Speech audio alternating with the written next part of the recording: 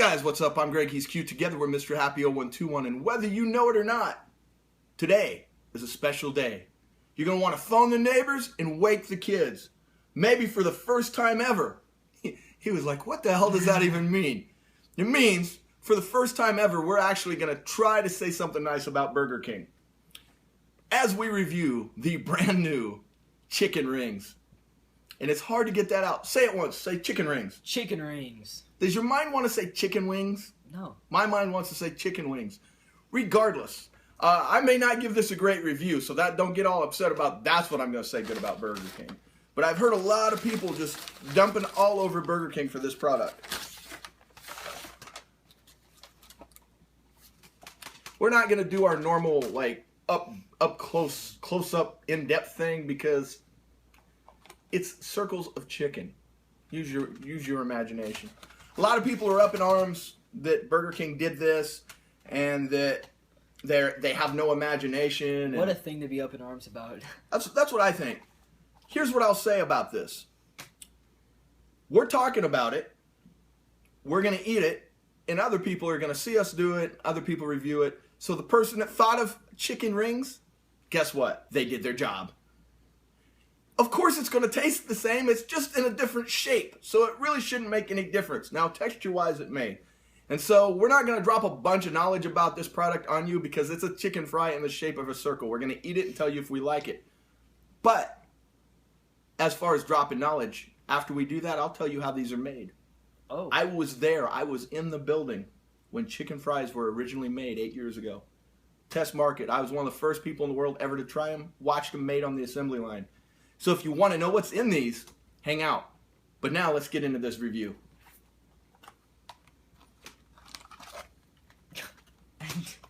Not that impressive looking.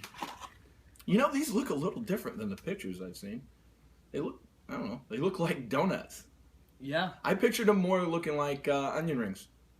More of a concave shape. Here we go.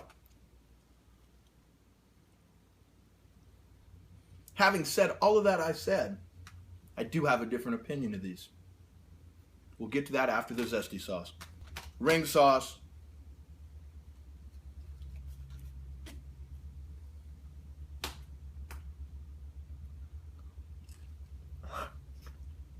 Oh. I never know what's going to trip his trigger or like freak him out. No more ring sauce for you? No. Okay. I actually do have an opinion on this. It's not a joke or something other than what other people are doing. I really didn't know that I would going in. Normally, you can go back and we'll put some here or there. It's just, I don't care what flavor the chicken fry is. It's almost always between a 90 and a 93. What is different about this is the flavor is not bad. It's a little spicy. This one, we ordered the spicy. I don't like the density of the chicken in this shape. The second bite, I didn't like it. I was like, this is way too chewy and it's kind of skeezing me out. It's kind of gross. When you get the long, thin ones, you never really have that sensation. The chicken is packed too densely in there and it creeps me out. Give it an 87. I prefer the other one, the lengthwise to the circle. So I knocked off some points for texture. Oh. So I did have an opinion. Man, I'm going to go with like a 90. I really like this. I really did. I didn't mind the density of the chicken. That zesty sauce, that threw me off. I was not prepared for that. I'll say, I was surprised. It seemed a little zestier than usual with that. Yeah. It didn't light me up, but I actually liked it. If it was that way all the time, it would be awesome. So you gave it a 90 and I gave it an 87, which is maybe my lowest grade ever. So the shape had no impact on you? No. Okay. I'd be interested to hear from you guys after you try it, if the shape mattered to you at all. I may be in the minority, but you know what? If it mattered to me, it mattered to me. Quickly, what these things are made of. I used to work for a company that shall remain nameless. I saw things made for KFC, Wendy's, and Burger King. When the original chicken fries were made, this will blow your mind because people just want to imagine like the worst things. Say on an order, they would run what they would call a batch. they would use 25 tubs, like gigantic tubs, of nothing but skinless chicken breast. One tub of skin. Just a tub of skin. But that's 25 tubs of chicken breast in one tub of skin. The skin was necessary to bind it. If it was just chicken breast, it wouldn't hold together.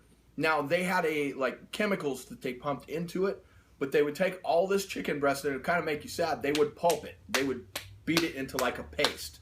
Oh, wow. So like a lot of times when people say, well, that's not chicken breast because it's formed chicken, you can look and see it's not an actual piece of the chicken. It really was originally chicken breast. I saw it with my own eyes. They pulp it and then they pump it full of water. And in that water now they probably have like preservatives. They have to because it's chicken. Chicken goes bad very quickly. Salt, different things. But the core basis of what this is chicken breast, believe it or not. Wow. So you can feel better about that. I saw it with my own eyes. Yeah, I remember there was like some like internet rumor going around that like the McDonald's chicken nuggets started off as like this pink paste or whatever. Pretty sure that got debunked. Yeah, I can't speak to the McDonald's directly. I didn't see them made with my own two eyes. But I'm pretty sure it's all the same process. Wendy's was the same thing. Their nuggets were like 25-1, and then they pumped stuff in it. And it was just pulped up chicken breast. No, is there a machine doing that? Or were people like, that'd be awesome. No, it was just this gigantic like meat tenderizer machine that would do it. They would, almost like a giant meat grinder would do it. Kind of weird. The one you should feel the best about, even though most of their locations suck and their employees are pretty dirty, no offense to anyone that works there, is KFC. They had like the strictest rules about their chicken. Like 3 days. It couldn't be in the building any longer than 3 days before it was turned into something. They didn't want it. That's cool. The worst offender is, let's just say, the biggest retailer in the U.S., maybe the world. I think they may have just gotten passed in the world. Allegedly, possibly. And it's not Kmart, and it's not Target. So whoever's left, you could probably maybe figure it out. Their chicken strips and chicken nuggets, they're in-house brand or off-brand, 9-10 days. Ooh. When you would open up the tub of chicken, you would want to puke, and then they would dump it in and pump it full of God knows what kind of chemicals, and it would come out kind of all right. So when you're buying like chicken strips, chicken nuggets, things of that nature, don't buy the in-house off-brand. Don't do it. And another company out there that really didn't seem to care how old their chicken was a company that the name kind of rhymes with Dangles. And I'll leave it at that. Very discreet. Very discreet. And I'll leave it for you to figure out if you want to eat some old Dangles chicken from, the last century. There you go. There's just some information on chicken. We're going to hit you guys with some shout-outs and bail. Facebook shout-outs. We have no idea where we're at, but we're close to 400. Justin Costello. What's up, Justin? If you put an O on there, you could be Justin Costello, like that dude from like the 1910s or something. Abbott and Costello. It's not a good last name now. Yeah, have you heard of Joseph Costello? No. What's he do? Crappy YouTube pranks. Oh, I thought you were going to say something like horrible, like he killed a bunch of people. But no, worse. Worse. YouTube pranks. Nah, I don't. I already watch wrestling. I have my fill of fakeness. I don't watch pranks because they're all fake. Wrestling's more entertaining. They fall off of buildings. They don't just come up and slap some chick on the butt and go, hey, take this. It's a prank. You've been pranked. Good one. Sean Hawkinsmith. What's up, Sean?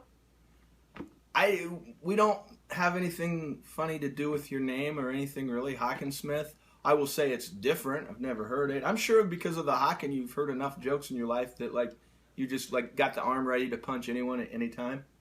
Yeah. Yeah. So we'll leave that alone. Thanks, Sean. We appreciate your patronage. And we like your name. Yeah. Yeah. Pushing the other channel hard this week. Because why not? Over on the Mr. Dark channel, yesterday, if everything worked out the way it should, we put up this Hostess Brownie, Milky Way Brownie review. Even though we haven't filmed it yet, I'm sure it was our finest work ever. Come check us out. Mr. Dark 0121. As always, you can find us on all social media. Just search for Mr. Happy 0121. Google+, Instagram, Snapchat, Twitter, and Facebook. And when you're not searching, don't forget to like, comment, and subscribe. Let us know in the comments below if there's something else out there we're missing. We know we're missing the Taco Bell. We'll get there. It's not that big a deal. It's on the dollar menu, and it's been out forever. But when we do it, don't worry. We'll put the appropriate hype on it like it's important. Until next time. Stay vigilant.